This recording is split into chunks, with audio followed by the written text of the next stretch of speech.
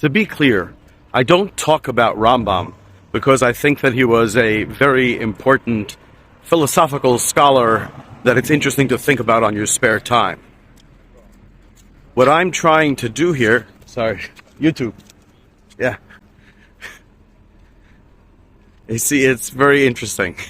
What I'm going for is lightness. What I'm going for is exactly that, what you just saw. You know, there's a slight miscommunication possibly, or they're thinking, here I am, an American, it's like 2 in the morning, what am I doing walking at night? It's in Egypt. Every single person asks me, is it dangerous in Egypt? The answer is it's dangerous for as long as I'm not famous. Not just because if I were famous I'd be safer, but because if I were famous the whole world would become safer. I'm trying to build a movement over here, a real movement.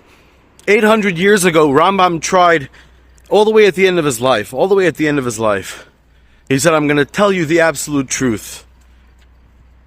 The absolute truth. You're going to go all the way inside. I'm going to tell you everything I know. And I'm the only one who knows it.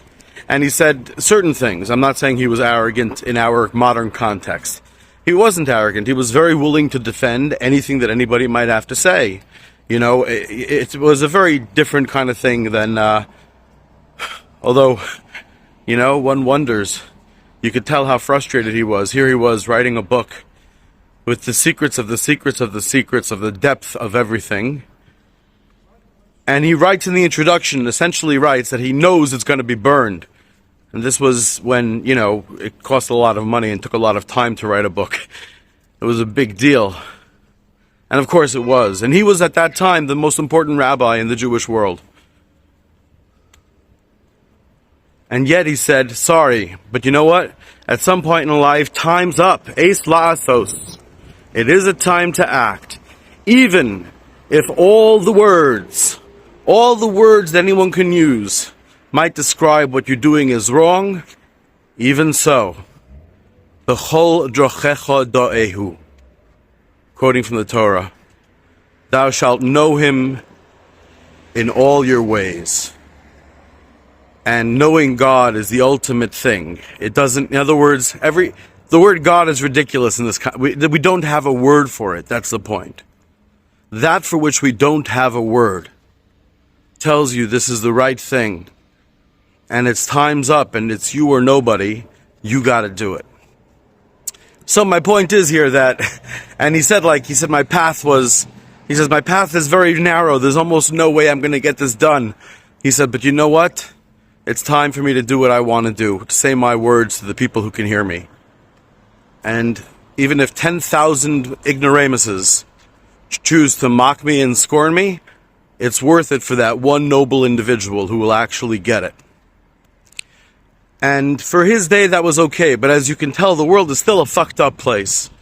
He intended to fix the whole goddamn thing, it was transparency, and it was brilliant, and it was able to speak to the elites in their language, people in different classes and countries and languages. At this point, what I need is a movement. Otherwise, this is all very bad. Everything that I'm doing is bad. I'm doing it even though I know it's bad, and I know the odds are off, because it has to be done at this time. And if there's a movement, that's great. If there's no movement, not important. How do you join the movement? Get in touch with me. I don't know. I have a very hard time dealing with the issue of money. In other words, if it were up to me, obviously I wouldn't take a penny for anything that I say. Why should you trust anything I say if I get any pennies for it? On the other hand, it's an eis la'asos. I have no other means of living, nor, for that matter, I'm not asking for charity, please be clear. Because that would be terrible. That would be there's nothing wrong with asking for charity. There's nothing wrong with asking for charity whatsoever. It's the right thing to do. I'm saying in this context, in terms of actually being believable, that would be the wrong thing, right? Which is why I often sound so arrogant, so that people don't think I'm fooling them. I don't know, I overdo it. So that I shouldn't be thought of as kissing up or whatever else. But for influence, that's the point. For influence, I could explain this economically about how the whole world works, but here's the thing, to say it without it even reaching those 10,000 people, so there's a chance that one person will hear it.